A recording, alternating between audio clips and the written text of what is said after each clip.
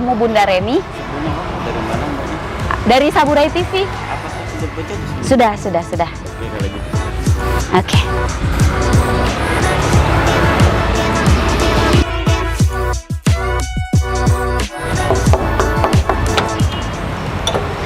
Assalamualaikum Bunda Reni.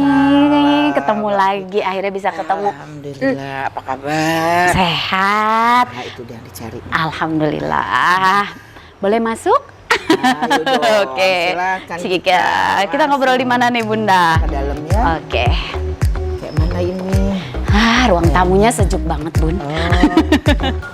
Ketemu Mbak Fitri ini rasanya aduh. Apalagi ketemu Bunda. Gitu ya? Mudah-mudahan terpancar kesuksesannya. Amin. Ini lagi libur apa gimana? Lagi kosong jadwal? Ya sebenarnya ada, tapi nanti siang ya udah ada kegiatan. Nah, hari ini karena khusus Saburai ini oke deh. Oke. Bunda ada Kosongin jadwal semua? kosongin semuanya. Oke, makasih banget loh Bunda. Saya merasa terhormat banget tim Saburai TV udah diterima di sini di rumah kediaman pribadi Bunda di tengah kesibukan Bunda.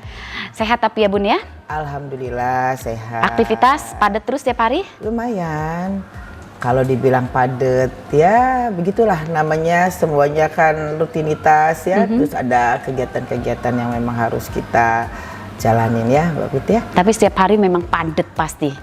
Dari pagi sampai malam. Ada yang seperti itu sampai malam, tapi juga kadang ada juga sampai sore ya gitu.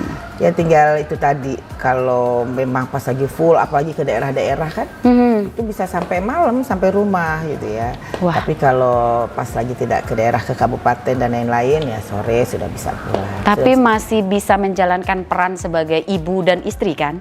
Oh itu so pasti Mbak Fit, sesibuknya kita di luar itu yang harus selalu dijaga. Wah Ya, luar Mbak. biasa. Ini yang saya mau contoh nih dari Bunda. Oke. Mbak Fit, kita ngobrol-ngobrol di itu yuk biar santai ya. Oke, Nah, di mana? kalau di area taman-taman kolam kan biar lebih seger. Seger ya. Oke, boleh deh. Ayo. Oke.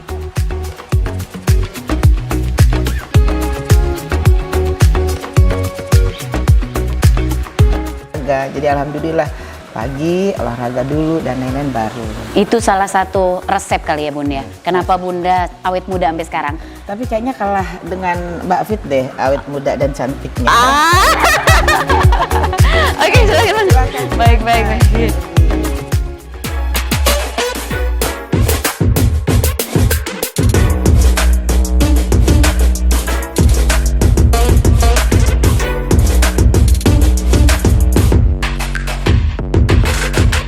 Oke, Bunda, nih mungkin bukan cuma aku yang pengen tahu nih, pemirsa Saburai Talks juga pengen tahu apa sih tipsnya deh gitu, sehingga Bunda ini bisa ngejalanin banyak sekali peran, bukan cuma sekedar tokoh pendidikan yang memimpin suatu perguruan tinggi ya, kayaknya Universitas Mitra Indonesia, tapi juga berorganisasi, benar ya Bunda? Gimana Bunda memulai semua ini gitu? Kalau memulainya pertama memang Bunda ini kan backgroundnya dosen ya. Dosen. Lalu itulah jodoh ketemu Pak Andi sehingga kita berdua punya semangat yang sama. Nah ini kita membuat yayasan dan membuat perguruan tinggi. Dulu itu AMIK masih akademi ya, akademi komputer ya, manajemen informatika dan komputer. Tahun berapa itu Bunda? Tahun 95 yayasan berdiri, 96 kita rekrut mahasiswa angkatan pertama ya, tahun 96. Nah dari perjalanan ini memang karena itu memang di hati menjalankannya kan lebih selaras ya, gitu, menjalankan aktivitasnya karena memang kita, background Bunda itu dosen. Nah dengan seperti itu punya semangat memajukan dan lain-lainnya tentu secara otomatis kan, karena memang sudah disitulah kiprahnya dan ternyata dalam perjalanan waktu juga organisasi dan lain-lain perlu kita juga ikut ya di dalamnya, karena dan organisasi menurut Bunda itu akan memperluas tidak saja silaturahmi, pertemanan dan lain-lain, tetapi juga akan lebih banyak menimba ilmu. Jadi Bunda sama Pak Andi itu dulu memang backgroundnya sama-sama orang akademik ya? Ya, terutama Bunda ya. Kalau Pak Andi itu awalnya kan memang di marketing ya, tapi kalau Bunda memang dosen. Pak Andi ketemu Bunda dosen. Oke. Nah, Pak Andi yang lalu bekerja sebagai marketing. Tapi begitu kita bersama-sama mendirikan perguruan tinggi, ya Pak Andi ternyata juga menyenangi dunia akademisi. Disitulah mulai Pak Andi Terjun total ya? Terjun total menjadi dosen juga. Oke, tapi untuk mendirikan sebuah yayasan sampai sekarang menjadi universitas, nggak mudah kan, Bun? Ya, semua itu kalau dijalani dengan apa tadi ya, kalau Bunda bilang karena hati, keinginan, senang kita, kesulitan itu pasti ada. Tidak ada semuanya Berjalan mulus. Ya, mulus nggak ada. Tapi alhamdulillah kembali karena kita punya semangat, kita punya memang keinginan untuk berkontribusi di bidang pendidikan, alhamdulillah apapun masalah yang ada, apapun rintangan yang ada, alhamdulillah bisa kita hadapi, bisa kita selesaikan ya. Dan ya itu kembali alhamdulillah izin keluar sehingga pada tahun 96 itu kita sudah bisa menerima mahasiswa.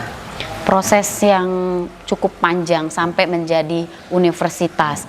Kendala, tantangan itu banyak dilewati. Nah, untuk memotivasi, sama-sama saling memotivasi nih sama Pak Andi juga, apa nih Bun, kekuatan apa sih yang saling dimiliki antara Pak Andi dengan Bunda mempertahankan melewati proses-proses sulit dalam membangun universitas ini? Jadi awal kami mendirikan itu perguruan tinggi tadi D3 ya. D3. Ya, D3.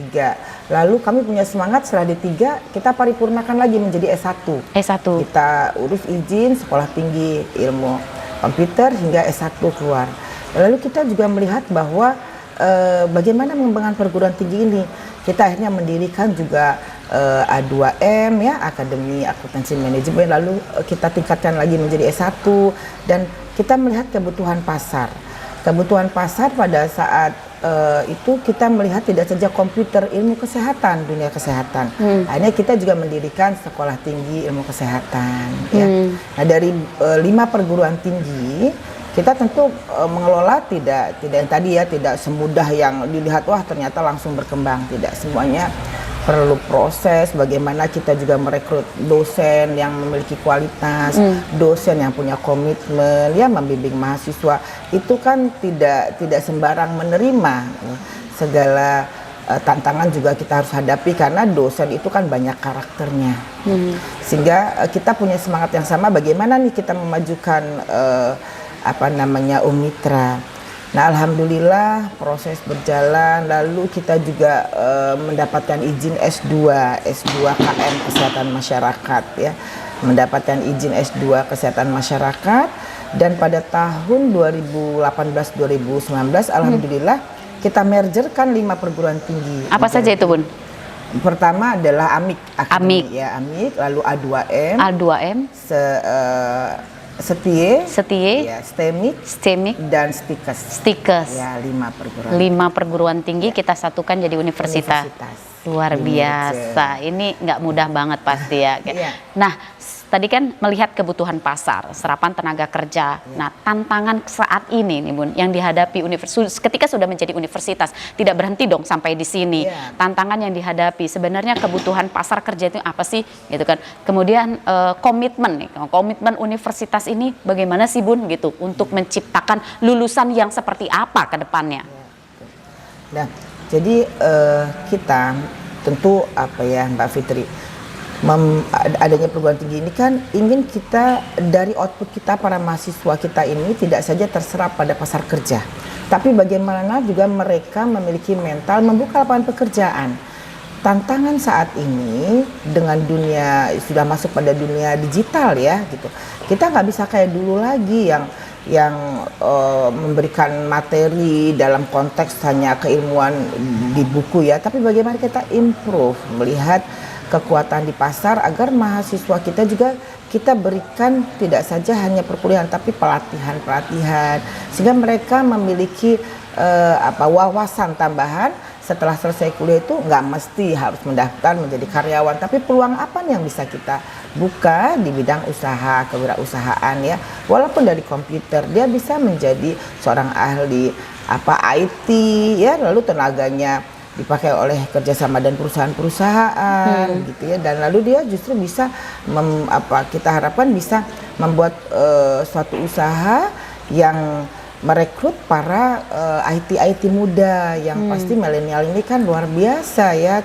mereka melihat globalisasi yang ada, kecepatan antara negara, apalagi dengan kondisi sekarang. Nah, kekuatan kita dengan melihat kondisi ini seperti apa, yaitu tadi selain kurikulum yang memang sudah ada standar ya dari kementerian, kita juga ada kurikulum lokal. Nah, kurikulum lokal inilah yang kita lihat apa yang sesuai dengan kondisi saat ini ya. Misalnya seperti apa, Bun? Penerapan kurikulum lokal itu seperti apa misalnya contohnya? Ya. Bisa digambarkan. Ya, jadi seperti yang lokal ya, Pak. Kita buat dengan sistem informatika ya, kita buat salah satu misalnya desainnya ya dan lain-lain.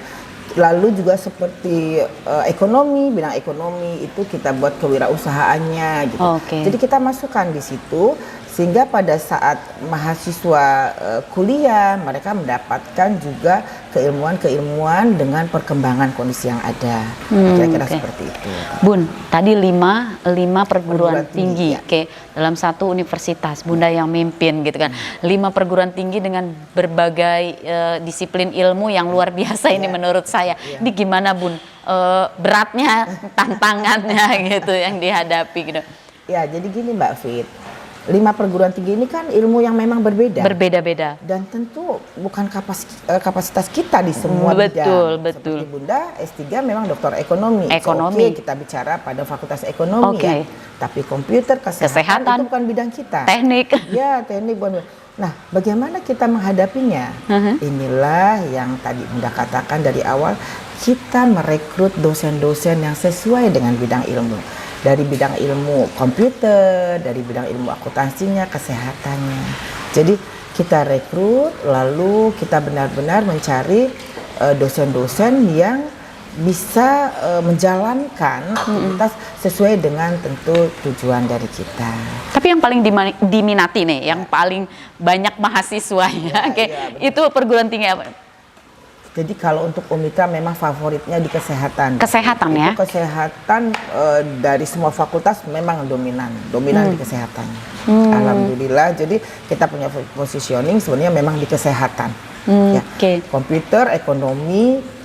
Sekarang dengan adanya penggabungan perguruan tinggi kita menjadi universitas, kita nambah 1 fakultas Mbak Fit. Oh, nambah lagi? Ada fakultas hukum. Wow. Nah, jadi kita nambah. Tidak dari 5 perguruan tinggi kita mergerkan, lalu kita menambah 1 lagi fakultas hukum. Nah, dari 4 fakultas sekarang itu yang memang dominan, yang sangat diminati memang di kesehatan. Kesehatan. Jadi hukum baru nih ya? Baru Luar Insya Allah biasa. tahun ini kita baru akan meluluskan. Udah lebih dari negeri nih, kayaknya bentar lagi balap negeri nih. Amin. Semua balap dalam konotasi positif. Positif ya, kan? karena ini kompetisi untuk membentuk SDM yang berkualitas kan Bun. Nanti kita lanjut lagi Bunda ya. Pemirsa Saburai Talks saat lagi akan kembali usai jeda pariwara berikut ini.